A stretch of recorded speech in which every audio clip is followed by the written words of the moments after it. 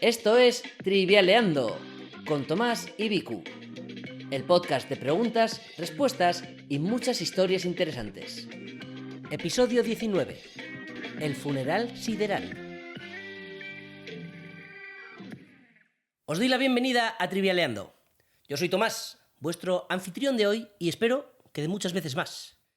A mí me gusta hacer preguntas y sobre todo hacérselas a este tipo que tengo a mi izquierda, que se llama...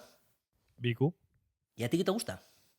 A mí ser también coanfitrión junto contigo en este maravilloso podcast que tenemos y contestar todo lo que me lances. Ya se ha ofendido porque yo he dicho anfitrión en vez de coanfitrión. Ya empieza picado. No me calientes, ¿eh? ¿Cómo estás hoy, Vicu? Bien, dispuesto y preparado. Porque te viene una que, vamos, vas a acertar 3. Venga, que vengan todos para aquí, una detrás de otra.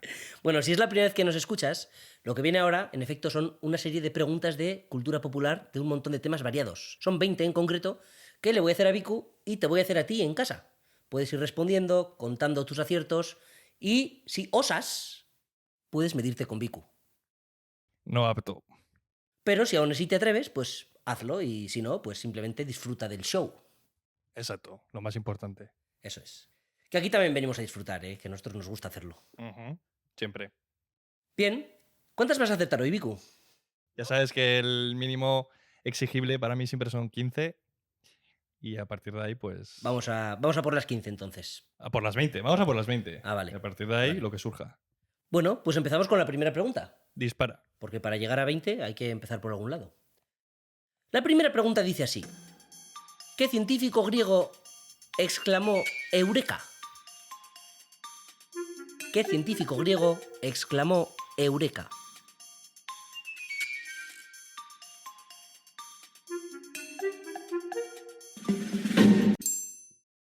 Arquímedes. Correcto, Arquímedes. Muy bien. ¿Empezamos bien? Arquímedes famosamente dijo la frase Eureka. Supongo que habría otros griegos que lo dijeron, y científicos incluso, pero es el que la hizo famosa, ¿no? Eureka es el pretérito perfecto del indicativo del verbo eurisco, o descubrir. Es decir, lo he descubierto, o descubierto, o algo así. Por favor, nuestros fans que nos escuchéis desde Grecia, corregidme la pronunciación y la gramática.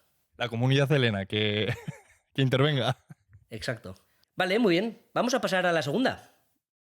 ¿Quién vive en la fortaleza de la soledad? ¿Quién vive en la fortaleza de la soledad?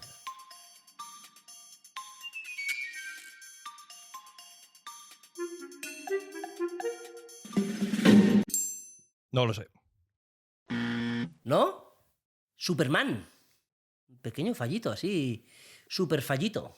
Sí. ¿Hace cuánto no lees la Wikipedia de Superman? En efecto, es como la base secreta de Superman, es la fortaleza de la soledad, Vale. donde vive principalmente. Y te voy a dar un datito extra, no sobre la propia fortaleza, pero te voy a decir que a Superman lo han interpretado 13 actores. En su momento me lo supe, ahora ya no lo recuerdo. ¿Todos? Sí, desde la serie, sí. ¿En serio? Sí. Te lo recitabas en plan como si fueran los hijos de Jacob o algo así, ¿no? Las 12 tribus de Israel. Los 13 actores de Superman fueron... Sí, lo supe. Esto lo supe. Dime uno. Christopher Reeve. Muy bien. Bueno, empezamos con un pequeño fallito. Ahora en casa igual vais adelantando a Vicu. Aprovechad, disfrutad, saboread este momento. Que siempre está bien. Vamos a la 3. ¿Cuántos centilitros tiene una lata estándar? ¿Cuántos centilitros tiene una lata estándar?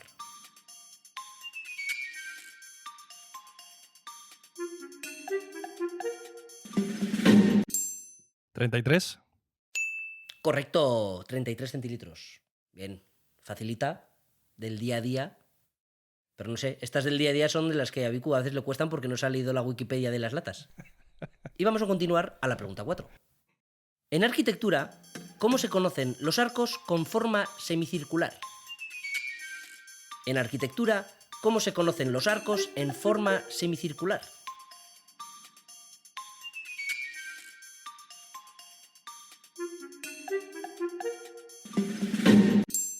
De medio punto. Correcto. Arcos de medio punto o arcos de punto redondeado. Si habéis dicho una de esas dos en casa, os la contáis como buena.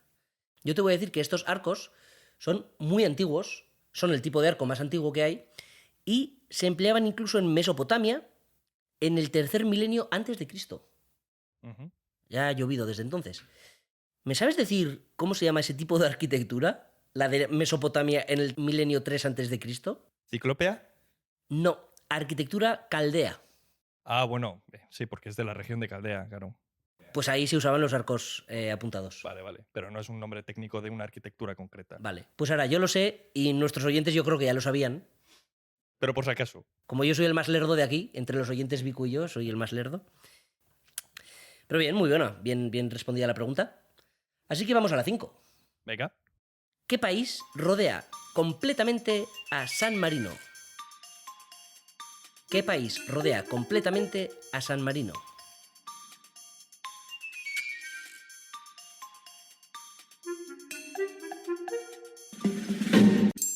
Italia.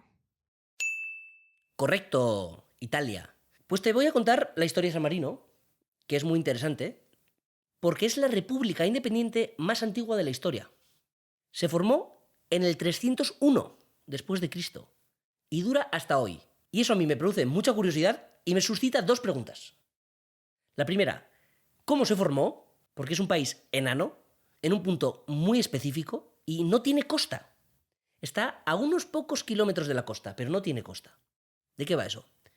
¿Y cómo es que se formó una república hace tanto tiempo? Y la segunda pregunta es, ¿cómo es posible que aguante?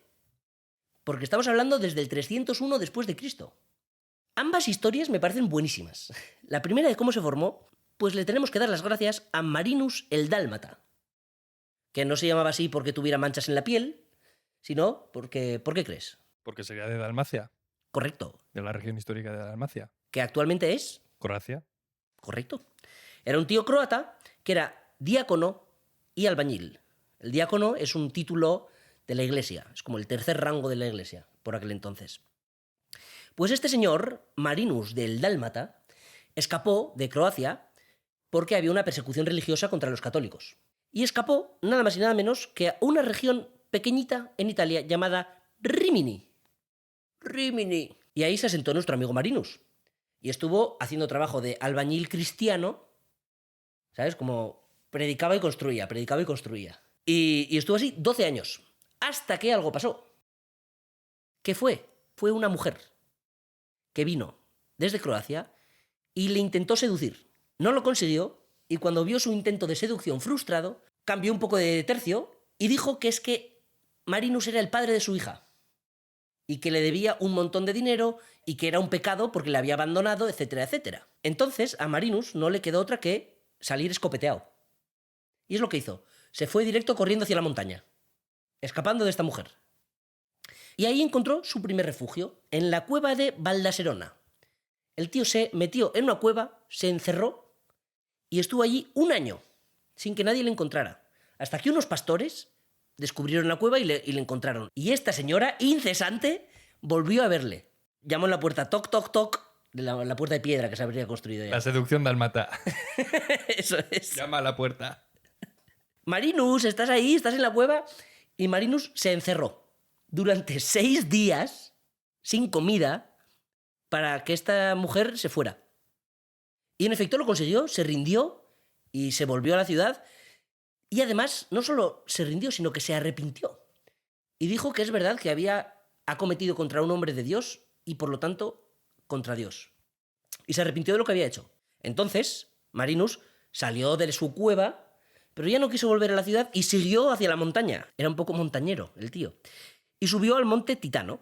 Y ahí construyó como una especie de celda y una iglesia. Y empezó a acoger a un montón de refugiados cristianos que venían de otros sitios. Y se construían su pobladillo, ¿no? Y construyeron ahí lo que viene a ser San Marino. Pero hay un cacho más, que entra en juego otra mujer, Felicísima se llamaba, que esta era la dueña de todo ese terreno, de todo el terreno de la iglesia y de todo el pobladillo que estaban construyendo. Y su hijo le quería echar a Marinus. Marinus se asustó un poco ante este panorama porque no quería irse de ahí y rezó a Dios. como buen hombre de fe. Y se cuenta, esto ya dejo a discreción de los oyentes que digáis cuánto de verdad creéis que es, pero se cuenta que pidió ayuda a Dios y el hijo de Felicísima cayó paralizado instantáneamente. Felicísima pidió perdón a Marinus, a Dios, y le dijo que por favor que rezara para que su hijo se desparalizara, y a cambio ella se quería convertir al cristianismo, le bautizaría y le dejaría las tierras en herencia. Marinus rezó y el hijo de Felicísima se volvió a curar. Y, en efecto, heredó legalmente las tierras. Y estuvo viviendo ahí hasta los 90 años, Marinus, hasta que en su lecho de muerte se dice que dijo las palabras, ojo al latín, dijo, relinquo vos liberos ab utroque homine, significa, os dejo libres de otros hombres. Y esto se lo dijo al pueblo que tenía ahí al lado, refiriéndose sobre todo a que les dejaba libres del emperador y del papa. De forma que, esencialmente, esta frase se usa como microestatuto de la micronación, ¿no? Como diciendo, no, este señor nos liberó. Y esa es la historia de la fundación de San Marino, que me parece bastante loca. Voy a hacer un pequeño resumen de cómo sigue aquí San Marino hoy en día, ¿no? Porque durante siglos y siglos no ha sido conquistada.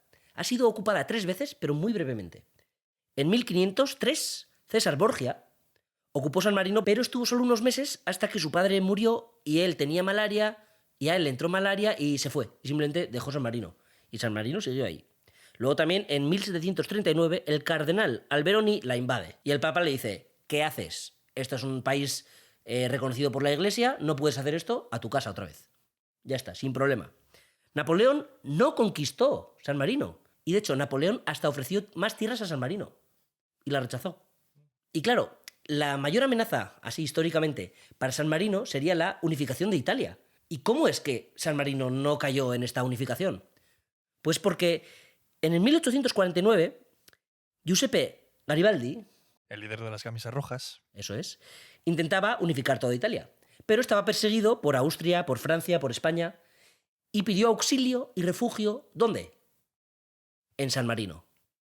Y le acogieron y le dijeron, oye, muy bien, te acogemos, que nos caes bien, pero nosotros somos independientes y queremos ser independientes. Así que el bueno Giuseppe dijo, vale, sois muy chill y cuando una a toda Italia en un solo reino, a vosotros os dejo aparte. Y en efecto, así pasó. Y después de eso ya, en la época moderna, realmente no ha habido grandes amenazas. En la Segunda Guerra Mundial se mantuvieron neutrales, pasaron por ahí aliados, eje, pero al final no pasó nada, hubo alguna batalla. Y hasta el día de hoy sigue ahí la República de San Marino. Muy interesante. A mí me parece, la verdad, genial, me dan ganas de ir. Ya iremos y haremos un capítulo especial de Trivialeando Allá, en la cueva, en el Monte Titano. en la cueva de Valdeserona. Pues bueno, a mí es una historia que me gusta mucho. Mm. Me gusta mucho. Yo te traigo aquí un pequeño datito Por favor. de San Marino a nivel deportivo. Y es que la selección de fútbol de San Marino está considerada la peor durante no sé cuántos años en el ranking mundial de selecciones. Pobrecillos. Porque llevan sin ganar un partido, pues no sé, más de 30 años.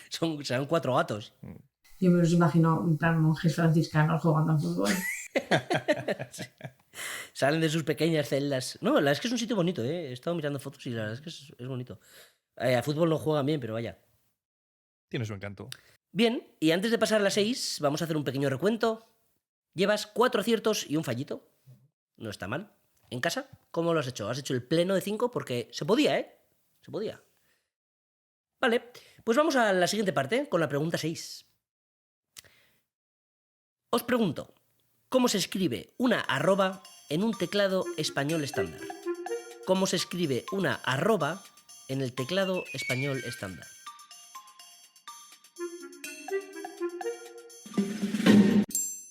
Algr 1.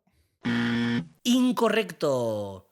Altgr 2. 2. Altgr 2 para escribir la arroba. ¿Cuántas veces lo haces al día?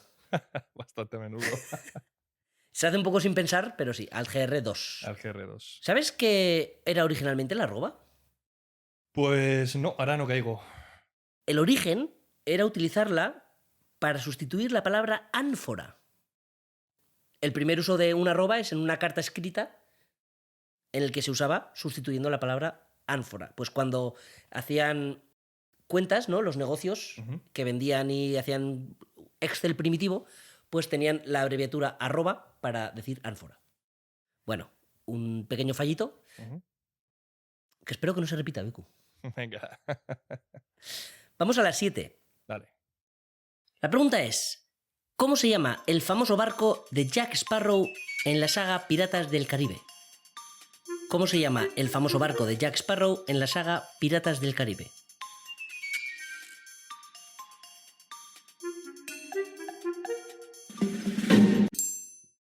La perla negra.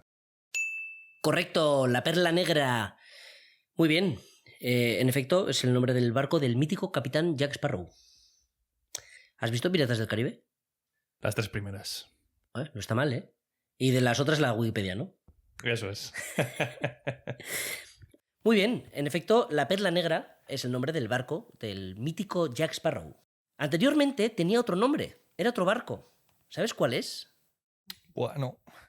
Wicked Wench, en inglés. Y aquí está la típica pelea entre doblaje latino y doblaje de España. Y personalmente concedo el punto a mis amigos latinos, porque en España está traducido como La jovencita traviesa y en Latinoamérica como La bruja del mar. Claramente ganadora. Ganan los latinoamericanos aquí, sin discusión alguna. Vale, pues vamos a pasar con la pregunta 8. ¿Estás listo? Venga. ¿Cómo se llama el compañero de aventuras de Tom Sawyer? ¿Cómo se llama el compañero de aventuras de Tom Sawyer?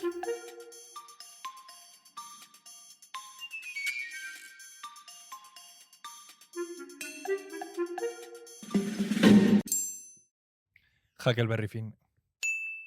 Correcto, Huckleberry Finn, el mítico compañero de Tom Sawyer. Sí, pero ¿quién escribió Tom Sawyer? Samuel Longhorns.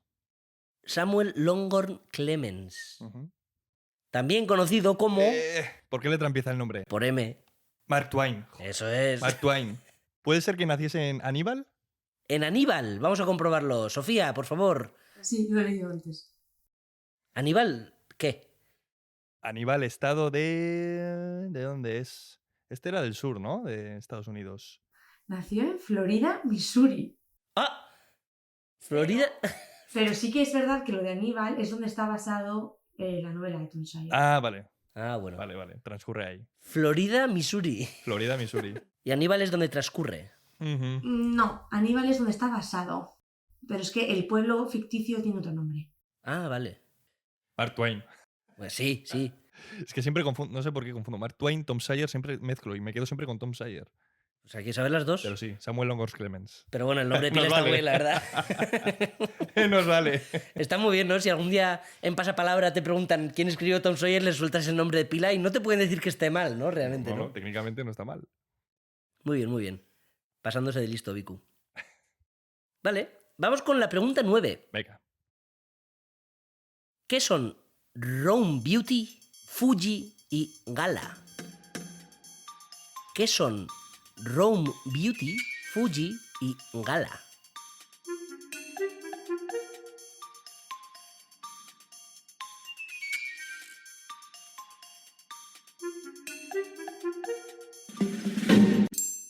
¿Variedades de manzana? ¡Correcto! Vale. Te sonaba, te sonaba. Ahora sí, la Fuji. Ahora he caído con la Fuji. Ah, la Fuji, sí. La La Fuji es... Lo que pasa que hay entre la Rome Beauty y la Gala... Claro, se empieza con la Run Beauty, que ahí me ha dejado un poco. Pues sí. Hombre, no vamos a ponerte 3 tipos de variedades de manzanas súper fáciles, Vicu. Fuji, sí. Fuji y Gala. Hay un montón de tipos de manzanas más, pero miles y miles. Y te voy a contar una pequeña historia al respecto. ¿Vale? Es la historia de Tom Brown, el cazador de manzanas. Cuando das este título, no le conoces. No. Vale, qué susto. No lo conozco. Que Menos no cunda mal. el pánico en el plato. Ya no me fío de nada, la verdad. Haces bien en no fiarte. Cuando digo Tom Brown, el cazador de manzanas, la verdad es que creo que viene a la mente como un personaje heroico o algo así, ¿no? Nada más lejos de la realidad. Es un ingeniero químico retirado, es un señor que vive ahora mismo en la actualidad, tiene 83 años y es el responsable de encontrar, salvar y catalogar más de 1.200 variedades de manzana. Él solito, así, en su jubilación. ¿Quién es este personaje? Pues es un señor que, como digo, está jubilado y lleva 25 años dedicado a la búsqueda y preservación de variedades raras de manzanas. Por eso le llaman el cazador de manzanas. Esto le empezó porque al jubilarse, pues se quiso buscar un hobby y se acordó de una cosa de su adolescencia, que era que había unas manzanas que se llamaban las Harper's Seeding, un tipo de manzana que no existía cuando empezó esto hace 25 años. No estaba catalogada, no se podía encontrar en el mercado y pasó un montón de años buscándola. Y en este proceso, pues, catalogó, salvó y encontró un montón más de manzanas.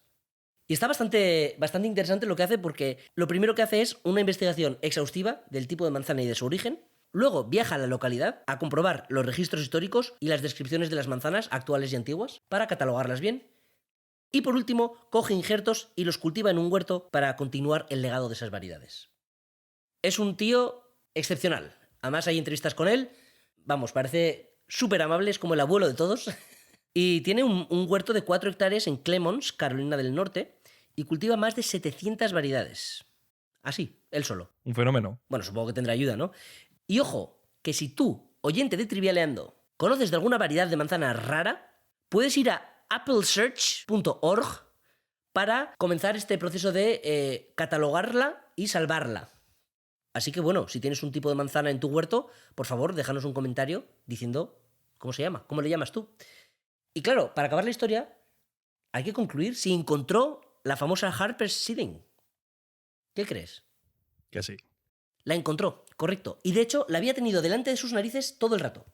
En sus investigaciones iniciales encontró otro tipo de manzana que estaba catalogada con otro nombre, pero resulta que era esa. Y luego, a base de remover registros y cotejar datos, descubrió que en efecto era esa misma variedad. Y por fin, después de tantos años, pudo volver a su adolescencia dándole un mordisco a esa manzana. Y... un grande. Sí, la verdad, el Indiana Jones de las manzanas. Sí, totalmente. En busca de la manzana perdida. Muy bien, vamos con la 10. Y la 10 no es cualquier pregunta. ¿Qué es? La super pregunta. Eso es. Para los que nunca hayáis hecho una super pregunta, sea vuestra primera vez, pues esta es una pregunta un poco más difícil, que bueno, si la falláis no pasa nada, y si la acertáis, y sobre todo si Vícula falla, nos tenéis que dejar un comentario. Es el trato que tenemos aquí. Bien, aquí va, ¿estás preparado? Dale. Pues aquí va la super pregunta. ¿Qué elemento químico es nombrado por el nombre de París en latín? ¿Qué elemento químico es nombrado por el nombre de París en latín?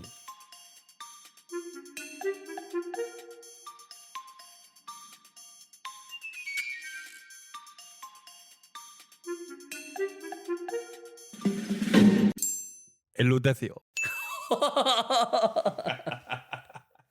Muy buena, Vicu. Correcto, el lutecio. ¿Cómo te la sabías? Esto lo sabía, sí. Muy buena, muy buena. En efecto, ¿cuál era el nombre de París? Lutecia. Eso es. Que eso era difícil saberlo, pero más difícil era saber que es un elemento químico.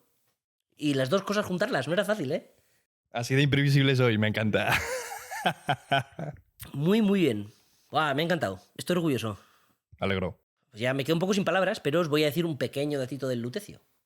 Que es un mineral bastante mierdoso. ¿Qué quieres que te diga? Porque es bastante raro, es solo un poco menos raro que la plata en la corteza terrestre. Entonces es caro y tampoco tiene unas propiedades muy buenas. Las propiedades que tiene son parecidas a los metales que están cerca de él en la tabla periódica, que son mucho más comunes. Prácticamente no tienen ninguna utilidad ni interés. Alguna pequeña cosa muy nicho, pero en general no se usa nada y no es nada interesante. Lo más interesante quizá sea su nombre. Sí, la verdad, bastante interesante. El origen etimológico. Sí. Oye, pues me has dejado... No pensaba que le ibas a saber, si te soy sincero. La super pregunta de acertarla siempre... Siempre te da un subidón. Sí, absolutamente. Cuenta uno, ¿eh? Sí, eso es verdad. Pero bueno, moralmente más. Moralmente más. Bien, con esto llegamos a la mitad del episodio y te hago el recuento. Llevas 8 aciertos de 10. Buen comienzo. Sí, no está nada mal. Y con la super pregunta, ya con esto coges carrerilla todas. Vamos con la 11. ¿Cuál es el equivalente al bar mitzvah para las mujeres judías? ¿Cuál es el equivalente al bar mitzvah para las mujeres judías?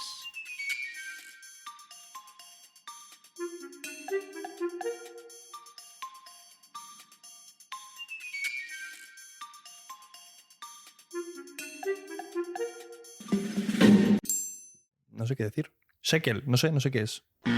La respuesta correcta es bat mitzvah. En vez de bar mitzvah, bat mitzvah. Vale. El bar mitzvah es la típica celebración judía de Ah, cuando vale. un chaval se convierte en muy, entre comillas, adulto. Ujú. Que es muy famosa, sale pues en las típicas series americanas en las que hay judíos, pues de chavales de 13 años, pero las mujeres tienen el bat mitzvah, que es muy similar, pero de mujer, y se hace a los 12 años, un añito antes. Además significa hija de Dios o hijo de Dios. Vale, una festividad judía, me imaginaba. Eso es. Es como una especie de cumpleaños especial. Ujú. Aquí no tenemos ninguna fiesta de cumpleaños especial. Yo creo que lo voy a celebrar mis 33 años como si fuera algo, no sé. Bueno, la edad de Cristo. Bien, vamos a pasar a la 12. ¿Qué tenista de origen serbio tiene el récord de Grand Slams ganados? ¿Qué tenista de origen serbio tiene el récord de Grand Slams ganados?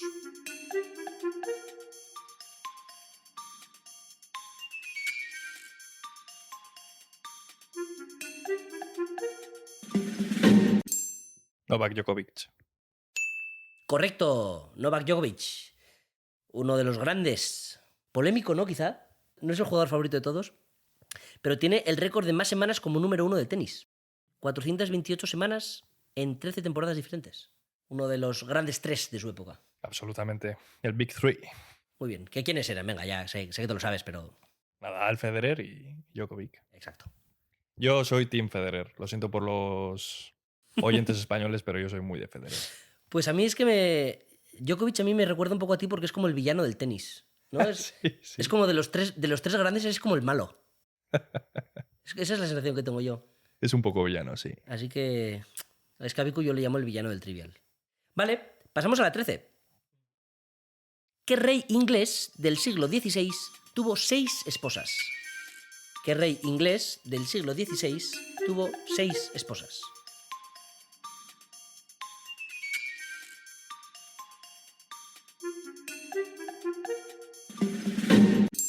Enrique VIII. Correcto, Enrique VIII. ¿Sabes quiénes son las esposas de Enrique VIII? Te sé decir varias. A verlas. Catalina de Aragón, ¿Sí?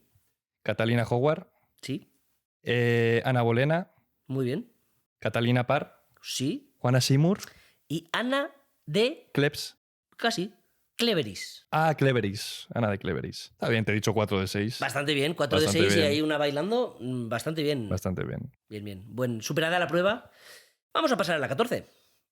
¿En qué estado de Estados Unidos está Coney Island? ¿En qué estado de Estados Unidos está Coney Island?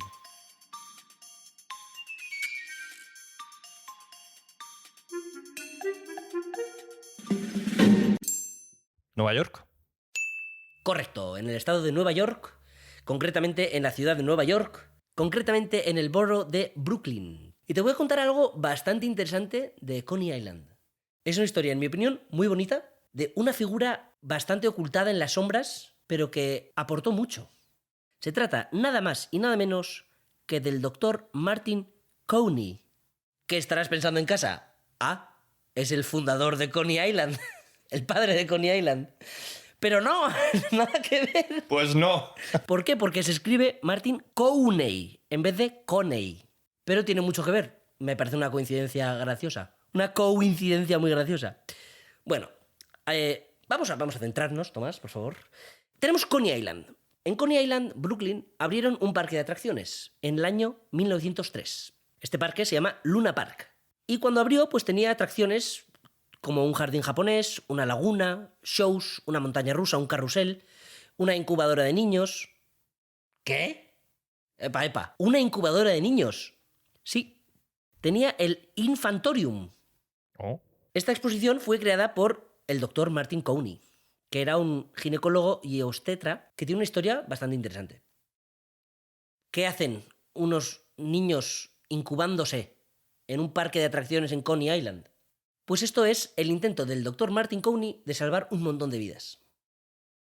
Este señor nació en lo que ahora es Polonia y tiene un pasado, como digo, poco documentado y un poco misterioso.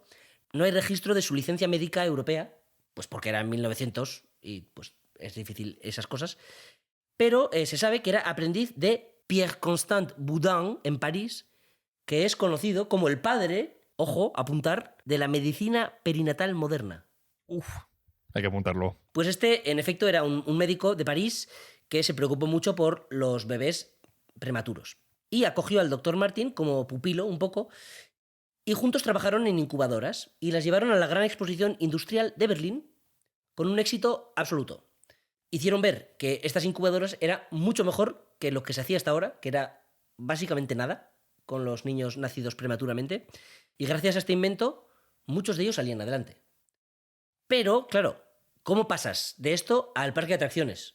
Pues el doctor Martin Cowney fue a Estados Unidos y dijo, vale, voy a montar yo aquí, voy a traer esto porque en Estados Unidos no existía esa tecnología y él quería llevarla hasta allá. Pero pues tiene sus dificultades económicas y montó el Infantorium en Coney Island, que en efecto el público podía pagar unas monedas para pasar y ver a unos bebés prematuros recién nacidos en las incubadoras de cristal.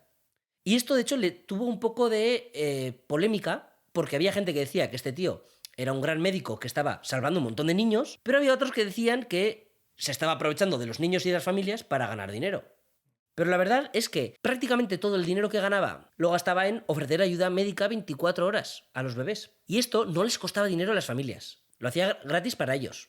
Porque por aquel entonces el cuidado de un bebé prematuro era carísimo. Se calcula que eran como $400 al día, ajustado a inflación, y los padres y madres no se lo podían permitir. Entonces, pues se lo llevaban a este señor y los tenía ahí en el show, pero le salvaba la vida. Y de hecho, afirmó haber salvado cerca de 6.500 bebés y tener una tasa de éxito de 85%. Muy buena. O sea, a mí me parece genial. Es un poco peliagudo lo de tener ahí niños como show, Expuestos públicamente, ¿no? pero es que si la salud pública no hacía nada al respecto, pues bueno, pues se tomó la salud por sus propias manos. Y de hecho esto cerró un poco cuando en los años 40, en el contexto de la Segunda Guerra Mundial, los hospitales de Estados Unidos ya empezaron a tener más cuidado de niños prematuros y pues ya no era un poco redundante, ¿no? La estructura de voy a tener un show con el hospital ya lo está haciendo, ¿no? Te voy a dar un pequeño dato. A ver, Estamos hablando de incubadoras, ¿no? sí. Te voy a decir quién es el padre de la incubadora. No puede ser, lo tengo aquí apuntado, pero no lo he dicho porque me parecía una sobrada. ¿Lo tienes apuntado? Sí. En la incubadora no son humanos. Tenemos A ver qué tienes. Stefan Tanier. ¡Correcto! No puede ser, Vicu. Esto es real como la vida misma, o sea... Increíble, Vicu. Stefan Tarnier, sí. Stefan Tanier, ¿no? Buenísimo. Lo tenía aquí, era la última Lo línea de mis tenías apuntes, apuntado, increíble. pero yo no lo voy a decir porque yo qué sé, porque no pintaba nada. Increíble. Increíble, me sorprende hasta yo mismo. Esto es un bicudato de primera. Pero vamos, el padre de la incubadora. Me ha encantado, me ha encantado. Ah, ojo, te voy a dar yo un datito extra. Venga. No del padre de la incubadora, sino del doctor Cowney, que es que tuvo una hija y fue prematura. Y la metió en una incubadora y sobrevivió perfectamente. Qué buena. Así para rematar. ¿Y la tuvo expuesta en el Infantorium? Creo que no. No lo sé. Dejamos como ejercicio para los oyentes. Muy bien, después de este increíble bicudato que es de lo mejor que has dicho en tiempo, vamos a pasar con la pregunta 15. Venga. Que después, no sé, si no te sabes esta ya vas a quedar ridículo. ¿Qué virus causa el SIDA? ¿Qué virus causa el SIDA?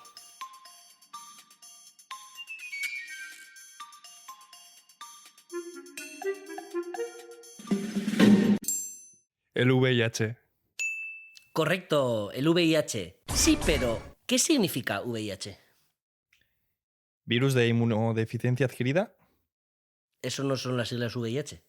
Ya. Vas bien, te falta la H. Virus de inmunodeficiencia hábil. Humana. Humana. Humana. Humana. Ojo, que también hay virus de la inmunodeficiencia felina. Oh. El VIF. Pero sí, se conoce popularmente como VIH. Te la damos por buena. Virus de la inmunodeficiencia humana. Muy bien, y con esto vamos a hacer un pequeño recuento. ¿Vale? Que de 15 preguntas has acertado 12. No está mal. Bien, 3 fallitos, muy razonable, vas bastante bien. Y te has cubierto de gloria con el padre de la incubadora, no me voy a cansar de decirlo. Vamos a ver si puedes rematar bien. Venga. En casa, ¿cómo vas? ¿Te sabías también la del padre de la incubadora, verdad? Si lo sabéis, por favor, lo ponéis en comentarios. Vale, vamos a pasar a la 16. ¿Cuál fue la profesión de Chick Corea? ¿Cuál fue la profesión de Chick Corea?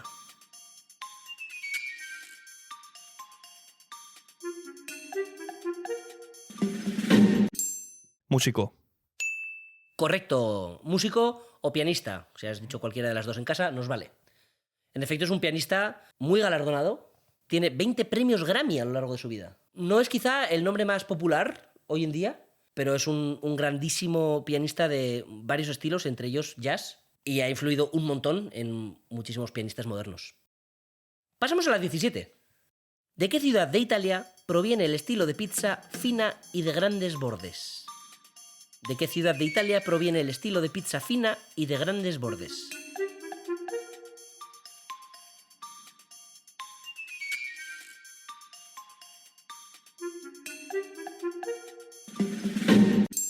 ¿Di Napoli? Correcto. De Nápoles. En efecto, la pizza napolitana es esta conocida por ser muy fina, tener grandes bordes y estar muy rica. Pues aquí te voy a traer un pequeño datito, que es que en 2017 la UNESCO declaró la pizza napolitana y el arte de su preparación como Patrimonio Inmaterial de la Humanidad. ¿Cómo se llamaba la directora de la UNESCO? ¿Sofía se acuerda? ¿Cómo se llamaba? Audrey Azoulay. Exacto. Ahí está. Audrey Azoulay, que aún no nos ha financiado el podcast. Estamos a la espera de que nos respondas algo. Ya, es Audrey. Audrey, por favor. Tienes tiempo, no tenemos prisa tampoco. Señorita Azoulay, por favor. Para el episodio 25, al menos. Muy bien, vamos a la 18.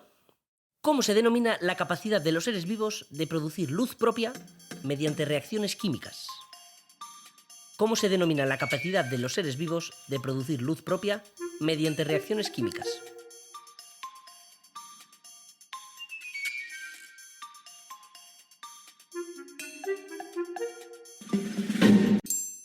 ¿Bioluminiscencia?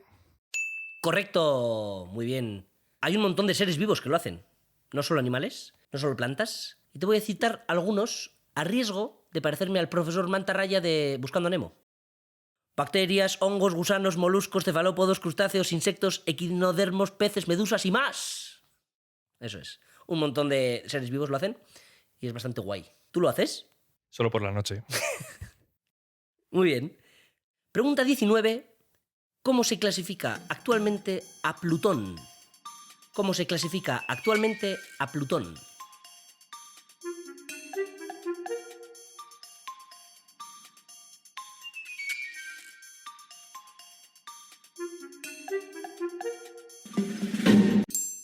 Planeta enano. Correcto. Es un planeta enano. Si has dicho planeta, no vale. Si has dicho nebulosa, tampoco vale. Menos aún. Si solo has dicho enano. Si solo has dicho enano, tampoco vale. Plutón tiene una región en forma de corazón. Y esta región se conoce como el Tombaugh Regio. Oh, hombre, ¿sabes de dónde viene el Tombaugh? Pues hombre, te lo iba a decir, pero dímelo tú. Por Clyde Tombaugh, que fue el descubridor de Plutón.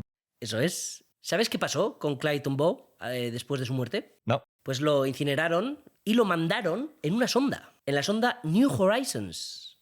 Y pasó por Plutón el 14 de julio de 2015. Qué buena. Tomó fotos y medidas, continuó y salió del sistema solar. Es muy poético, la verdad, el final de Clyde, del bueno de Clyde. Y no es la única persona que está, entre comillas, enterrada en el espacio. Hay más de 300 personas que han hecho algo muy parecido. La idea esta se le atribuye... ¿Quién es el padre del entierro espacial? El autor de ciencia ficción Neil R. Jones, que escribió la historia de Jameson Satellite en el año 31. Por lo visto, esta idea salía en el libro, ¿no? Exploraba este concepto. Y el primer entierro espacial se hizo en el 97. A ver, dámelo. Un cohete llevó las cenizas de 24 personas a orbitar la Tierra. Se lanzó desde las Islas Canarias y el cohete se llamaba el Pegasus Rocket. Volvió en 2002 a la Tierra. Y más aún, hay otros restos humanos enterrados en otros sitios. Pero hay restos humanos enterrados en la Luna. En el año 99 fueron enterrados los primeros restos humanos en la superficie lunar. Una sonda dejó también los restos de Eugene Shoemaker, no confundir con Schumacher, que fue el codescubridor No. del cometa Shoemaker-Levy 9. Y ese fue el primero en ser enterrado en la Luna. Y hay otras personas enterradas también en el espacio, como Gene Roddenberry, creador de... Star Trek. Muy buena. Star Trek. Creador de Star Trek. Y James Doohan ¿James Doohan es un piloto? es un actor, No. el que interpreta a Scotty en Star Trek. Ah. Exacto. Gente relacionada con el espacio de una forma u otra, ¿no? Además, ya como último detalle, Stephen Hawking no fue enterrado en el espacio, fue enterrado en la Tierra, pero hicieron una especie de funeral espacial que consistió en transmitir una canción compuesta por Vangelis, específicamente para esto, con un mensaje de esperanza narrado por Stephen Hawking. Se mandó desde una antena parabólica de la Agencia Espacial Europea en España con el objetivo de alcanzar el agujero negro más cercano, 1A0620-00. Ahí está. Otro tipo de funeral espacial. Ujú, Pero bueno, muy bien. La pregunta la has acertado. ujú. Muy buena, muy interesante. Y sabías el nombre del descubridor de Plutón, ¿eh? Yo creo que es de los pocos que me sé. Clayton Baugh, William Herschel, Y el de las incubadoras. de las incubadoras. 3, te sabes 3. Vale, vamos a acabar con la 20. Venga. ¿Quién fue el primer presidente de Sudáfrica tras el apartheid? ¿Quién fue el primer presidente de Sudáfrica tras el apartheid?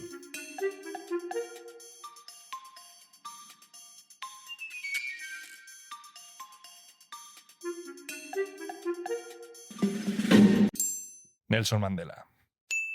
Correcto. Muy bien. En casa, no me mientas. ¿Te sabes otro presidente de Sudáfrica? No. Si te sabes otro presidente de Sudáfrica, deja un comentario. Te voy a preguntar, Vicu, así para acabar. ¿De qué año a qué año fue presidente? Del 95 al 2000. Casi. Del 94 al 99. Vale. Te has ido por un añito. Pero muy bien. Sí que te digo que ganó y compartió el premio Nobel de la Paz en el año 93 con Willem de Klerk. Otro político sudafricano blanco. Muy buena el dato de Leclerc, la verdad. Para esto te pagamos. Bien, y con esto acabamos el episodio de hoy y has acertado 17 preguntas. Muy bien. Muy razonable. Muy digno. Muy digno, muy digno. Con super pregunta y datitos muy buenos. En casa espero que te lo hayas pasado bien, espero que hayan sido preguntas de tu agrado y que las historias que hemos contado te hayan gustado. Y si no te han gustado, pues esperas 15 días que sale el episodio 20. Exacto. Pues ha sido un placer, Vicu, como siempre. Igualmente, Tom. Nos vemos dentro de 15 días. Aquí estaremos.